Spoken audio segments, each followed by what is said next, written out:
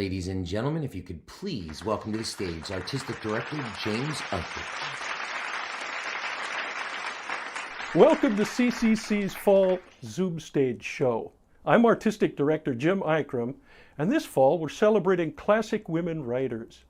Tonight we're premiering a play by Susan Glaspell, an early feminist drama called Trifles, which involves two women solving a crime better than the law enforcement officials that they're in the room with. Our production team, including students, faculty, and staff, have done an outstanding job of bringing this to you on Zoom, and we hope you'll join us tomorrow for the release of our second play in this series, Spreading the News, Lady Augusta Gregory's classic and spirited Irish comedy. If you cannot watch us now, then in the future you'll be able to watch us at any time on our Facebook page or on YouTube. So for now, I'll just leave you with a big ho, ho, ho. Enjoy the show.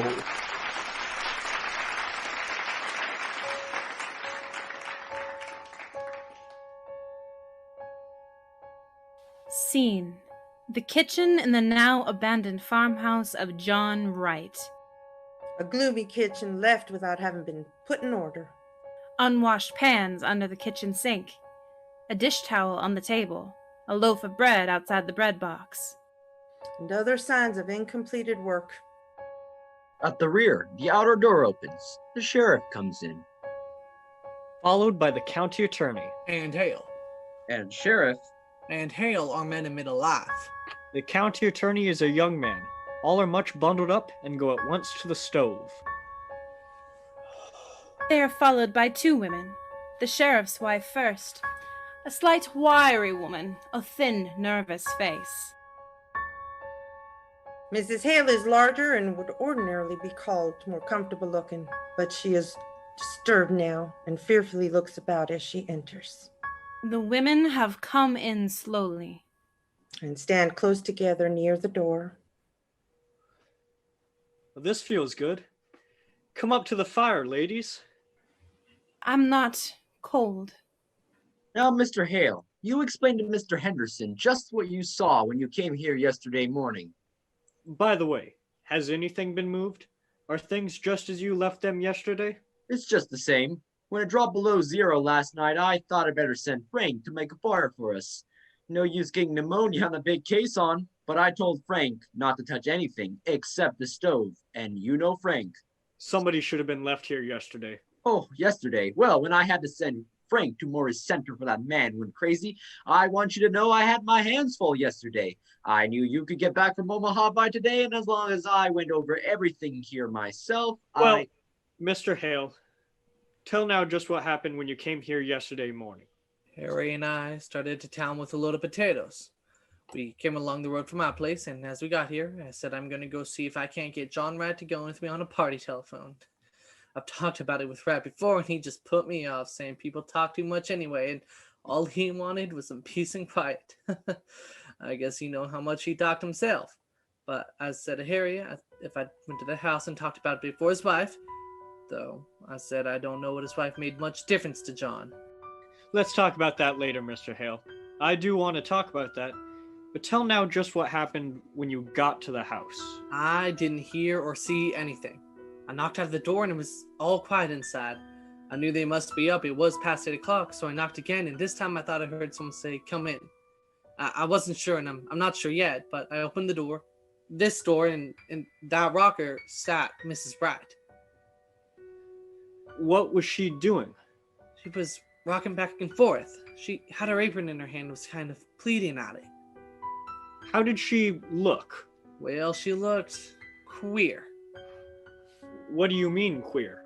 As if she didn't know what to do next, kind of done up. And how did she seem to feel about your coming? She didn't pay much attention. I said, "How do, Mrs. Wright? Mighty cold, ain't it?" And she said, "Is it?" and kept pleading out her apron. I came to see John, I said, and at that she laughed. I don't know, maybe it wasn't a laugh, but I thought about Harry and the team outside, so I said a little sharp, "Can't I see him?" "No," says she. "Why, ain't he home?" says I. "Yes," says she, "he's home." "Then why can't I see him?" "Because he's dead," says she. "And dead," says I, and she just nodded, unconcerned. Where is he? Says I, and she just pointed upstairs. After a moment, I said, why? What did he die of? And she said, a rope around his neck. I went outside and got Harry. I thought I might need help, and when we went upstairs, there he was just lying. I think I'd rather have you go into that upstairs, where you can point it all out. Just go on now with the rest of the story. My first thought was to take the rope off of him. It looked like it. But Harry went up to him and said, no, he's dead all right, and we better not touch anything. So we went back downstairs, and she was just still on the rocker, cleaning out her apron. Has anyone been notified, Mrs. Hale? I asked. No, she says, unconcerned. Do you know who did this, Mrs. Hale? Says Harry. And she said no. And at that, she stops cleaning out her apron. You don't know, says Harry. No, says she. Weren't you sleeping in the bed with him, says Harry. Yes, says she, but I was on the inside. So someone slipped a rope around his neck and strangled him, and you didn't wake up, says Harry. I didn't wake up, and after a moment she said, I sleep sound. I said, Harry, we better let her tell her story first to the coroner or to the sheriff. So he went over to River's place as fast as he could where there's a telephone. And what did Mrs. Wright do when she knew that you had gone for the coroner? She just sat there with her hands in her lap and looking down. I felt like I ought to make some conversation, so I said, I came to see if John would have put a phone in, and at that she laughed, and when she stopped, she looked at me, scared. I don't know, maybe it wasn't scared, I wouldn't like to say it was, but soon Harry got back, and Dr. Lloyd came, and Mr. Peters, and you, and I guess that's all I know that you don't. Well, let's go upstairs first, then out to the barn and around there. Now, you're convinced there's nothing here of importance? Nothing that would point to any motive? Nothing here but kitchen things. The county attorney, after again looking around the kitchen, opens the door of a cupboard closet. He gets up on a chair and looks on a shelf. Pulls his hand away. Sticky. Here's a nice mess. Oh, her fruit. It did freeze. She was worried about that when it got so cold. She said the fire'd go out and her jars would break. Well, can you beat the women? Held for murder and worried about her preserves? I guess before we're through, she may have something more serious than preserves to worry about. Well, women are used to worrying over trifles.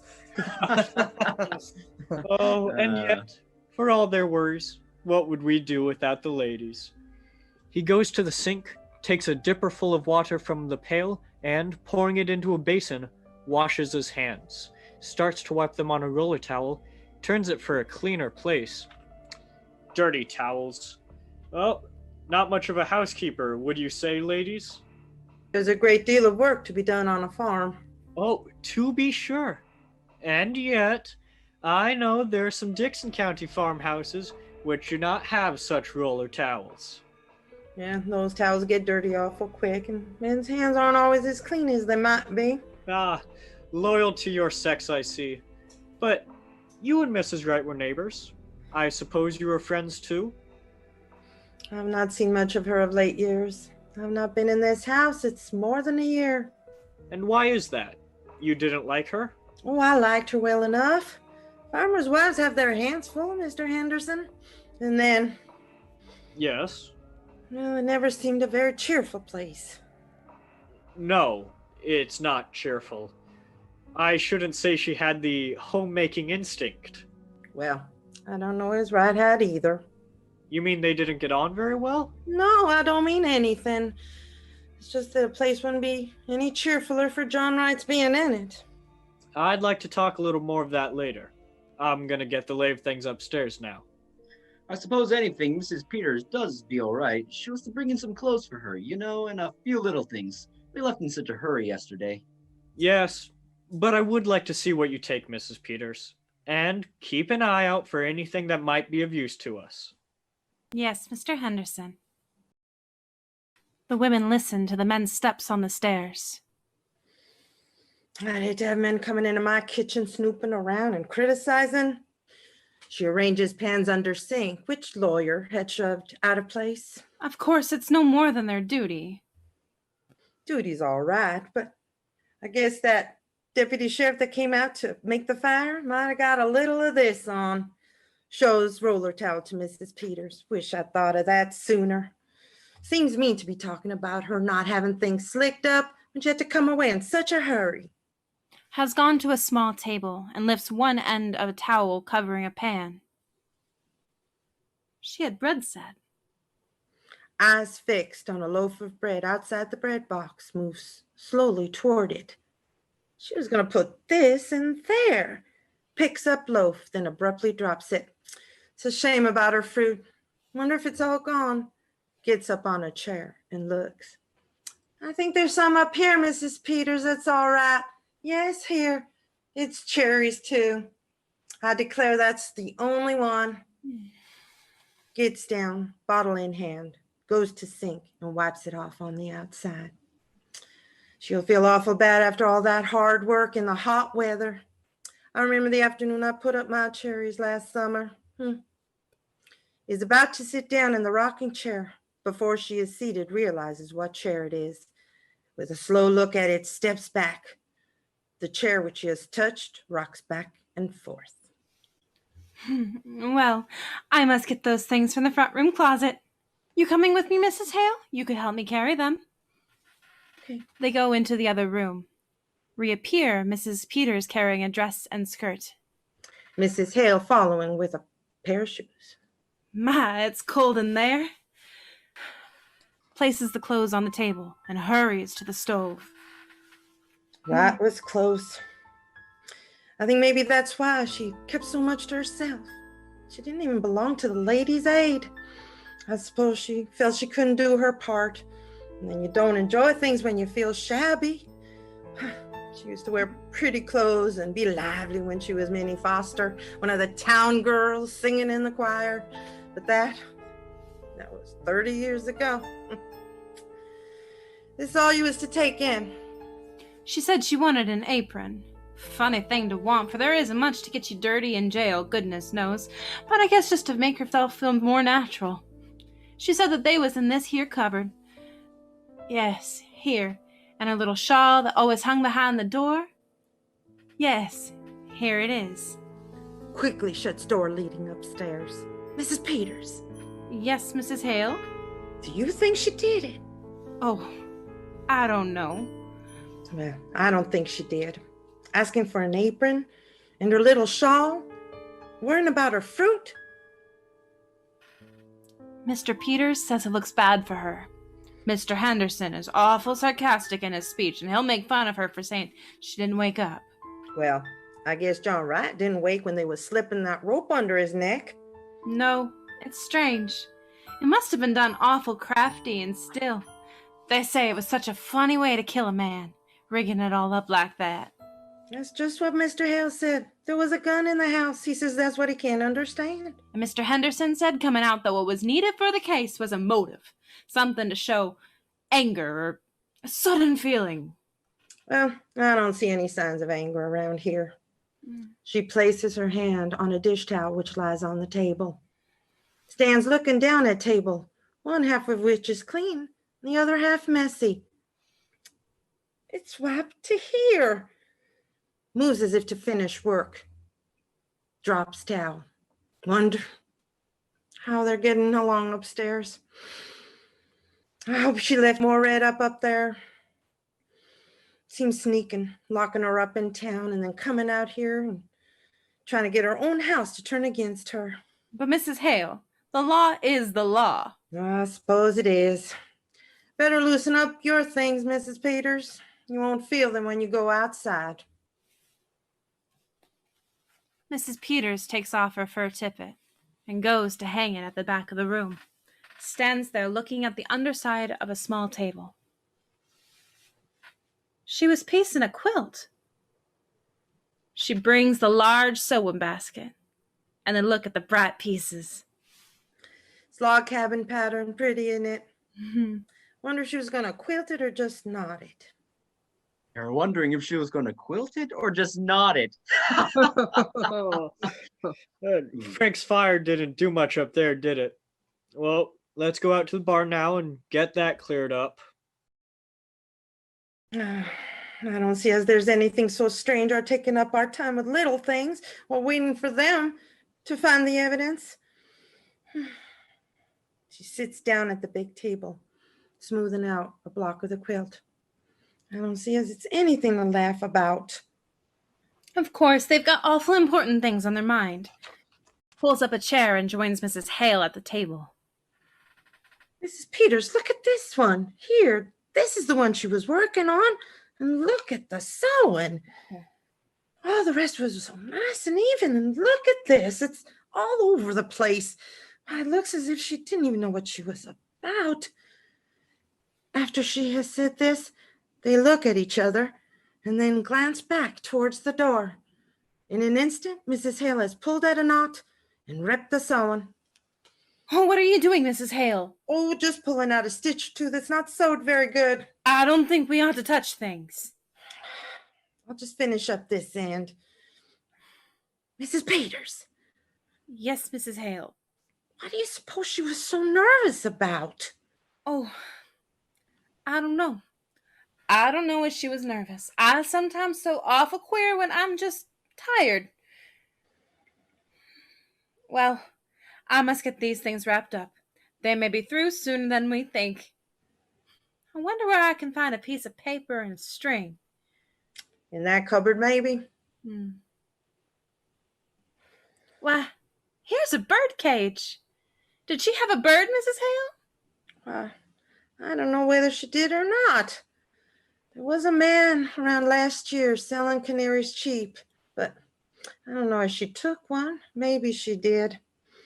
She used to sing real pretty herself. Seems funny to think of a bird here. But she must have had one, or why would she have a cage? I wonder what happened to it. I suppose maybe the cat got it. No, she didn't have a cat. She's got that feeling that some people have about cats, being afraid of them. My cat got in her room and she was real upset and asked me to take it out. My sister Bessie was like that. Queer, ain't it? Examining the cage. Why, look at this door. It's broke. One hinge is pulled apart. It's as if someone must have been rough with it. Why, yes. Brings the bird cage forward and puts it on the table. I wish if they're going to find any evidence they'd be about it. I don't like this place. But I'm glad you came with me, Mrs. Hale. It would be so lonesome sitting here alone. It would, wouldn't it? But I tell you what I do wish, Mrs. Peters. I wish I'd come here once in a while when she was here. Wish I had. But of course you were awful busy, Mrs. Hale. Your house and your children. I could have come. I stayed away because they weren't cheerful. That's why I ought to have come. I never liked this place. Maybe because it's in a hollow and you don't see the road. I don't know what it is. But it's a lonesome place and it always was. I wish I'd come over to see Minnie Foster sometimes. I can see now. Well, you mustn't reproach yourself, Mrs. Hale. Somehow we just don't see how it is with other folks until something comes up. Not having children makes less work, but it makes a quiet house. And with Wright gone all day and no company when he did come in. Did you know John Wright, Mrs. Peters? Not to know him. I've seen him in town. They say he was a good man. Yes, good. He didn't drink. Kept his word as well as most, I guess. Paid his debts. But he was a hard man, Mrs. Peters. Just to pass the time of day with him. Like a raw wind that gets to the bone. Suppose she would have wanted a bird. What do you suppose went with it? I don't know. Unless it got sick and died. She reaches over and swings the broken door. Swings it again.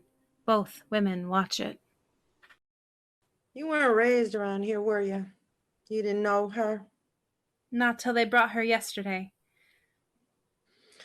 She come to think of it was kind of like a bird herself. Real sweet and pretty, but kind of timid and fluttery. How she did change. Tell you what, Mrs. Peters, why don't you take the quilt in with you? It might take up her mind. Why, I think that's a real nice idea, Mrs. Hale. There couldn't possibly be any objection to it, could there? Now, just what would I take? I wonder if her patches are in here, and her things. They look in the sewing basket. Here's some, Red, and I expect this has got some sewing things in it. Brings out a fancy box. What a pretty box. Looks like something somebody would give you. Maybe her scissors are in here. Opens box. What? There's something wrapped up in this piece of silk. Why, this isn't her scissors. Mrs. Peters, it's... Oh, it's the bird. But Mrs. Peters, look at it. Look at its neck. It's all other side to. Somebody wrung its neck. Steps are heard outside. Mrs. Hale slips box under her quilt pieces and sinks into her chair. Well, ladies, have you decided whether she was going to quilt it or just knot it? We think she was going to knot it. Well, that's interesting, I'm sure. Seeing the bird cage, has the bird flown? We think the cat got it. Is there a cat? Well, not now. They're superstitious, you know. They leave. No sign at all of anyone having come in from the outside. Their own rope. Now let's go up again and go over it piece by piece. It would have had to have been someone who knew just the way to get into the house. She liked the bird. She was going to bury it in that pretty box. When I was a girl, my kitten, there was a boy with a hatchet, and right before my eyes, and before I could get there, if they hadn't held me back, I would have hurt him. I wonder how it would seem never to have had any children around. Nah, right when I liked the bird, a thing that sang. She used to sing. He killed that too. We don't know who killed the bird. I knew John right. It was an awful thing that was done in this house that night, Mrs. Hale. Killing a man while he slept, slipping a rope round his neck that choked the life out of him. His neck choked the life out of him. We don't know who killed him. We don't know. If you'd had years of nothing, and then a bird to sing to you, it'd be awful still. After the bird was still. I know what stillness is. When we homesteaded in Dakota and my first baby died after he was 2 years old and me with no other then. How soon do you suppose they'll be through looking for the evidence? I know what stillness is. And law has got to punish crime, Mrs. Hale. I wish you'd seen Minnie Foster when she stood up there and sang in the choir. Oh, I wish I'd come over here once in a while. That was a crime. That was a crime. Who's going to punish that? We mustn't take on. I might have known she needed help. I know how things can be for women. You know, it's queer, Mrs. Peters. We all go through the same things. It's all just a different kind of the same thing. If I was you, I wouldn't tell her fruit was gone. Tell her it ain't. Tell her it's all right.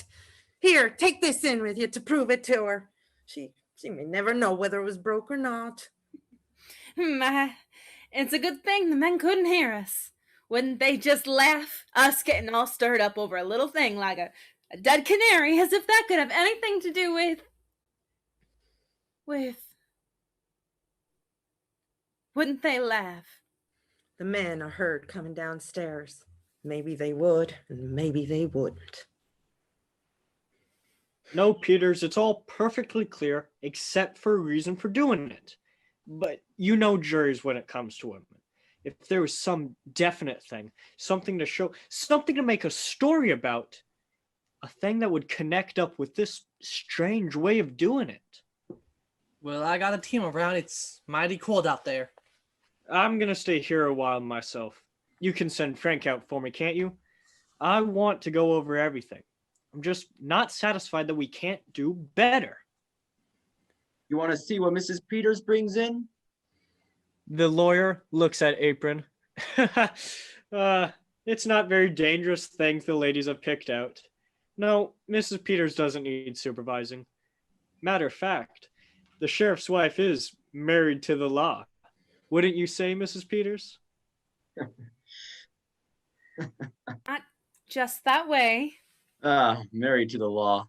Can you come here a minute, George? We ought to take a look at these windows. Oh, windows. We'll be right out, Mr. Hale. Mrs. Hale looks intensely at Mrs. Peters. Whose eyes turn slowly, finally meeting Mrs. Hale's. Mrs. Hale holds her, and then her own eyes point to where the box is concealed. Suddenly, Mrs. Peters throws back quilt pieces, tries to put the box into the bag that she is holding. It is too big. She opens the box, reaches for the bird, cannot touch it, goes to pieces, standing there, helpless. Mrs. Hale snatches the box and puts it in the pocket of her big coat. Well, Henry, at least we found out she was not going to quilt it. She was going to, what do you call it, ladies? We call it knot it, Mr. Henderson.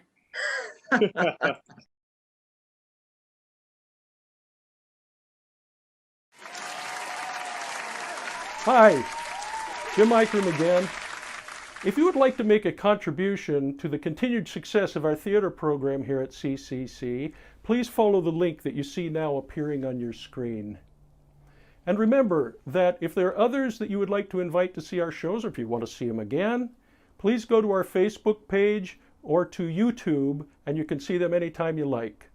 So for now, I'm just going to say please join us if you can for Spreading the News, our final show in this installment, and happy holidays!